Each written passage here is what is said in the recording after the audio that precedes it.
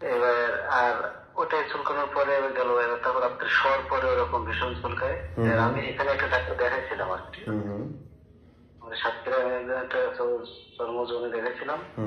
উনি আমার যে ওষুধ দিয়েছিলেন, আমি আপনার হোয়াটসঅ্যাপে প্রেসক্রিপশনটা দিয়েছি। তারপর আমি কি একটু ওষুধটা বলবো স্যার? জি জি জি, অবশ্যই। ওইটা হয়েছিল, আমাকে দিয়েছিল স্ট্রাকন 200, ও সকালে একটা রাত্রে একটা। ওকে। আর দিয়েছিল টার্বিকিল দিয়েছিল হচ্ছে রাতে সকালে একটা করে আর কি। ওকে, ডাবল ডোজ অ্যান্টিফাঙ্গাল খেয়েছে। আর ব্লিস্টেন 20 দিয়েছিল, এটাও রাতে একটা করে আর কি। ওকে, আপনার কি কোনো চেঞ্জ হয়েছে, উন্নতি হয়েছে?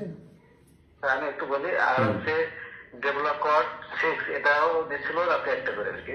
বাবা, আমি প্রথমে 1 মাস খেলাম স্যার আর কি, ঠিক আছে।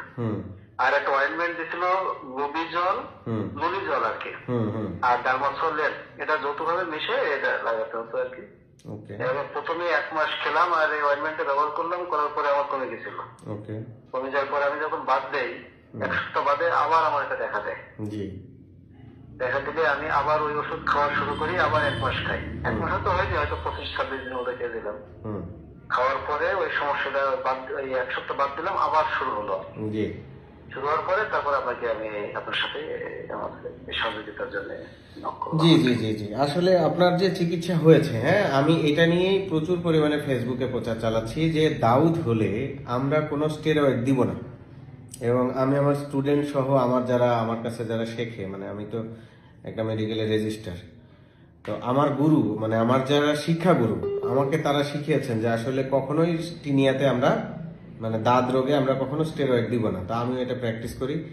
আপনি আসলে একটু উল্টা প্র্যাকটিসে পড়ে গেছেন, অর্থাৎ আপনি যে ডেফলাকট খেয়েছেন এই জিনিসটা আপনি যতবার আপনি ওষুধ খাবেন কমে যাবে, আর যখনই বন্ধ করবেন আবার হবে। তো আপনার আসলে ব্যাড লাক, কারণ আপনি ডাবল ডোজে অ্যান্টিফাঙ্গালও খেয়েছেন, আবার একই সাথে স্টেরয়েডও খেয়েছেন। তো আপনার জন্য আসলে দুঃখ প্রকাশ ছাড়া কিছু করার নেই। আবার হচ্ছে ডার্মাসোল মলমটা হচ্ছে স্টেরয়েড, আর লুলিজল ক্রিম ব্যবহার করা হয়েছে। তো এখন আমি যে চিকিৎসাটা দিব আপনাকে, এই চিকিৎসায় প্রথম দিকে সমস্যা বাড়তে পারে, কিন্তু আশা করি যে সমস্যাটা সলভ হয়ে যাবে। খালি তো কুচকিতেই সমস্যা, তাই না? হ্যাঁ, শুধু কুচকেতে। আর এমনি গায়ে এমনি হালকা চুলকানো আছে আর কি, কিন্তু ওই যে আগে খেতাম তো, আর সেটা কমে গেছিল আর কি। কিন্তু এখন যেন হালকা হালকা গায়ে চুলকায় আর কি, সেভাবেন না। জি জি জি জি, আপনার আসলে ব্যাড লাক। আসলে স্টেরয়েড একবার নিয়ে ফেললে এটা ভালো করা একটু কঠিন, এটা খুবই ব্যাড লাক আপনার। তো যাই হোক, আমি ওনার পক্ষ থেকে দুঃখ প্রকাশ করছি। আমি চিকিৎসা দিচ্ছি, আমাকে রেগুলার ফলো আপ করবেন। আর একটা ব্যাপার হচ্ছে, আমাকে না দেখিয়ে ওষুধ পরিবর্তন বা বন্ধ করবেন না।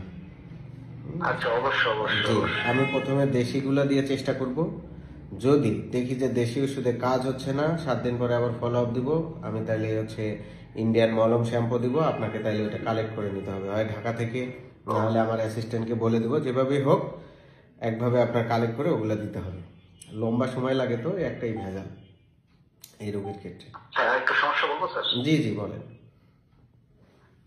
যে বয়স হয়েছে এখন 45 বয়স, যৌন সমস্যা একটু আছে আর কি। জি ভাই, এটা হচ্ছে এই রোগ ছাড়ার পরে, হ্যাঁ, এটা এই রোগটার সাথে ওই ওষুধগুলো আপনি খেতে পারবেন না, রিঅ্যাকশন হওয়ার চান্স আছে। হ্যাঁ, এটা একটু কমুক। জি জি, আপনি বড় ভাই মানুষ, আমি চেষ্টা করবো যতটুকু পারে, যতটুকু সর্বোচ্চ দেয়ার, হ্যাঁ, ছোট ভাই হিসেবে যতটুকু পারে। জি ঠিক আছে রাজীব ভাই, আমি তাহলে ইয়ে করি। জি জি জি জি জি, আমি প্রেসক্রিপশনটা লিখে আপনাকে হোয়াটসঅ্যাপে দিচ্ছি। আচ্ছা, ঠিক আছে। জি, জি, কোনো কারণে যদি আপনি 1 সপ্তাহ পরে যোগাযোগ করতে না পারেন, সে আমার অ্যাসিস্ট্যান্ট ফোন ধরলো না বা আমি অ্যাভেলেবল না, আপনি ওষুধ কন্টিনিউ করবেন, বন্ধ করবেন না।